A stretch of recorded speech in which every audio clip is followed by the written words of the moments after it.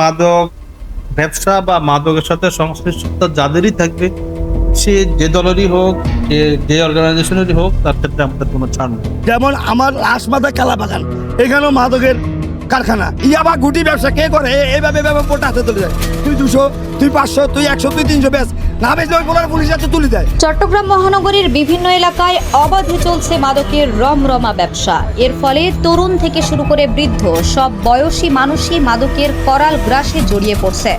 আইনশৃঙ্খলা বাহিনীর নিয়মিত অভিযান, মাদক কারবারিদের গ্রেফতার এবং বিভিন্ন পদক্ষেপের পরও থামছে না মাদকের বিস্তার।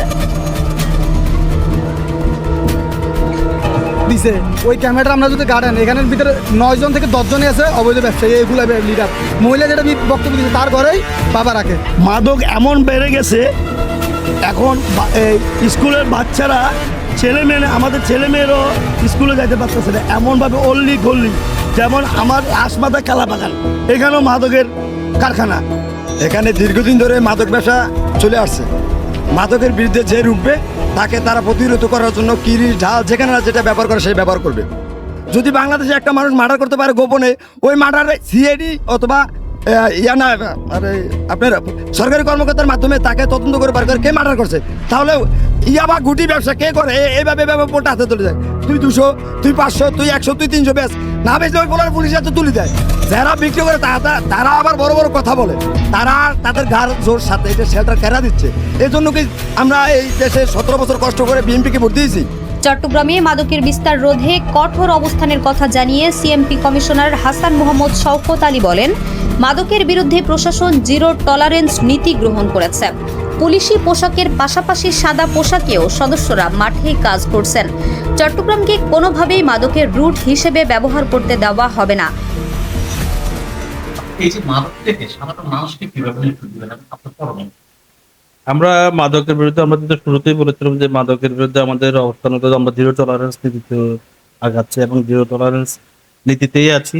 এই বিষয়ে আমাদের পোশাকি পুলিশের পাশাপাশি আমাদের সাদা পোশাকি ব্যবস্থাও আছে, আমরা অভিযান করছি এবং এটা আমাদের রেগুলার চলছে মাদকের বিরুদ্ধে অভিযানটা।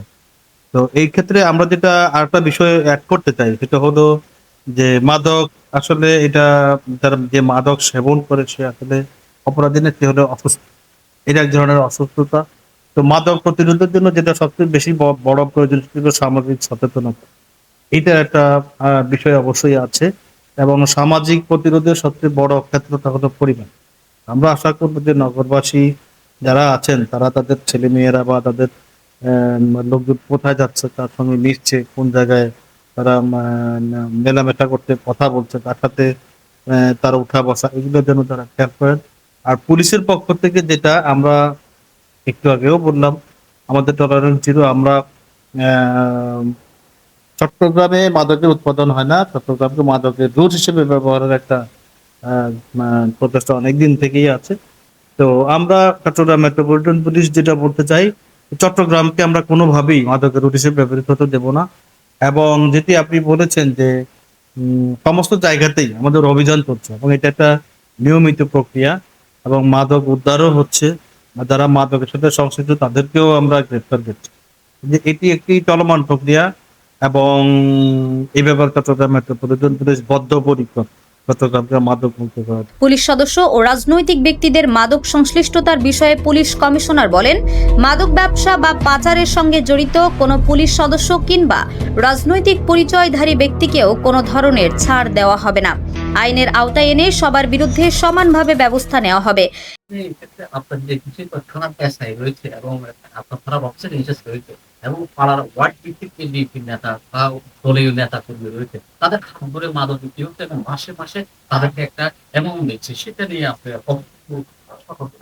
আমাদের চট্টগ্রাম মেট্রোপলিটন পুলিশের পক্ষ থেকে পুলিশ কমিশনার আমি বলবো, আমার কোনো সদস্য যদি এই ধরনের কোনো অপরাধের সাথে জড়িত থাকে, তাহলে একজন সাধারণ অপরাধের সাথে আইন যেভাবে আমরা আইনগত ব্যবস্থা গ্রহণ করতে একই ব্যবস্থা তার বিরুদ্ধে গ্রহণ করা হবে। আমরা যে সমস্ত অল্প কয়েক কিছু সদস্যের বিরুদ্ধে আমাদের অভিযোগ এসেছে, আমরা পেয়েছি, তাদের বিরুদ্ধে কিন্তু আমরা যথোপযুক্ত আইন মোতাবেক ব্যবস্থা গ্রহণ করছি। তো এই ক্ষেত্রে মাদক ব্যবসা বা মাদকের সাথে সংশ্লিষ্টতা যাদেরই থাকবে, সে যে দলেরই হোক, সে যে অর্গানাইজেশনেরই হোক তার ক্ষেত্রে আমাদের কোনো ছাড় নেই। এদিকে সাধারণ মানুষের মতে মাদকের সহজলভ্যতার কারণে নগরীর বিভিন্ন এলাকায় এর বিস্তার ঘটছে। তারা মনে করেন আইন প্রয়োগের পাশাপাশি সামাজিক সচেতনতা বৃদ্ধি, পারিবারিক নজরদারি এবং তরুণদের ইতিবাচক কর্মকাণ্ডে সম্পৃক্ত করার মাধ্যমে মাদক প্রতিরোধে কার্যকর ভূমিকা রাখা সম্ভব। সহজলভ্যতা না হলে অ্যাভেলেবেল মাদক ছড়িয়ে যাওয়ার কথা না, এটা হয়তো সহজলভ্যতার কারণে সবার হাতে পৌঁছাচ্ছে। আর আমি যেটা মনে করি সেটা হচ্ছে যে এটা আইন করে আপনি যতটা দমন করতে পারবেন তার চেয়ে বেশি সচেতনতা, বিশেষ করে পারিবারিক সচেতনতা। আবার অনেকের মতে বেকারত্ব, হতাশা, সামাজিক অবক্ষয় এবং ভবিষ্যৎ অনিশ্চয়তার কারণে অনেক তরুণ মাদকাসক্ত হয়ে পড়ছেন। এছাড়া মাদক মামলার অনেক আসামি সহজেই জামিন পেয়ে পুনরায় মাদক ব্যবসায় জড়িয়ে পড়ার অভিযোগ রয়েছে। তো বর্তমান সময়ে আমরা যারা যুব সমাজ রয়েছি তারা প্রায়শই দেখছি যে মাদকের মধ্যে আমরা ডুবে যাচ্ছি। তার মূল কারণ হচ্ছে আমাদের মধ্যে বেকারত্ব। সর্বপ্রথম সমস্যা হচ্ছে বেকারত্ব, তারপর হচ্ছে হতাশা। যারা সন্ত্রাসী আছে বা মাদকের গডফাদার আছে তারা সহজে আইনকে তাদের নিজেদের ক্ষেত্রে ব্যবহার করছে। সংশ্লিষ্টরা মনে করছেন মাদক নিয়ন্ত্রণে আইন শৃঙ্খলা বাহিনীর কঠোর অভিযানের পাশাপাশি দ্রুত বিচার, দৃষ্টান্তমূলক শাস্তি এবং জনসচেতনতা বৃদ্ধি, এই তিনটি বিষয়ে একসঙ্গে নিশ্চিত করা গেলে চট্টগ্রামে মাদকের বিস্তার উল্লেখযোগ্যভাবে কমিয়ে আনা সম্ভব হবে। আমি মনে করি যে বাংলাদেশ পুলিশ বা মাদক অধিদপ্তর নিয়ন্ত্রণ তাদের উচিত আরও বেশি মনিটরিং করা,